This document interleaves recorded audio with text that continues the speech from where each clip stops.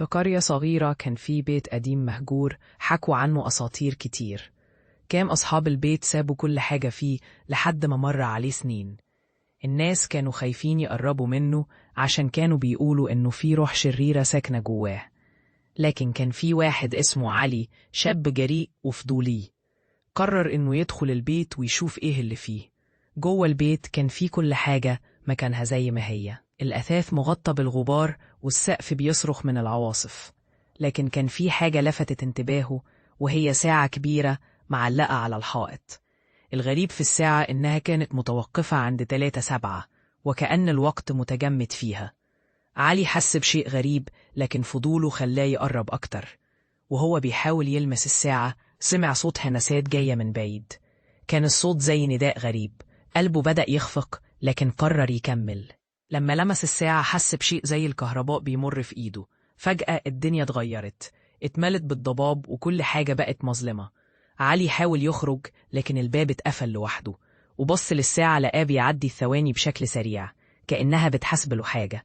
بدأ يسمع أصوات ضحكات وصراخات، وبدأت الصور تظهر قدامه. صور لأشخاص اتعرضوا لمواقف رعب، كلهم كانوا في نفس الساعة. الشكوك بدأت تدور في دماغه، وفجأة ظهر له شبح امرأة وشها شاحب وعينيها مليانين حزن. قالت له بصوت خافت: هنا في الساعة دي اللي بيتوقف عندها روحه هتكون محبوسة للأبد.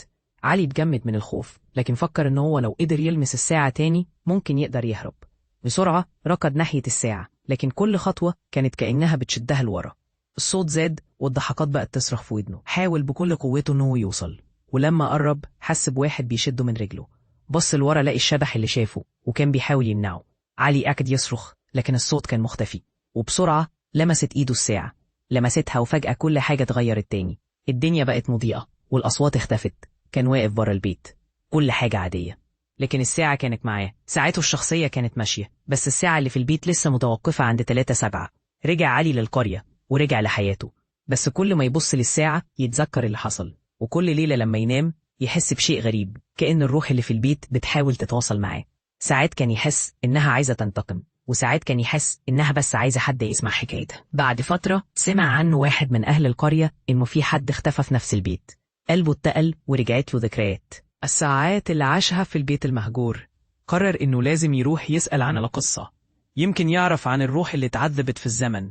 بس عارف إنه لو رجع ممكن تكون النهاية مختلفة.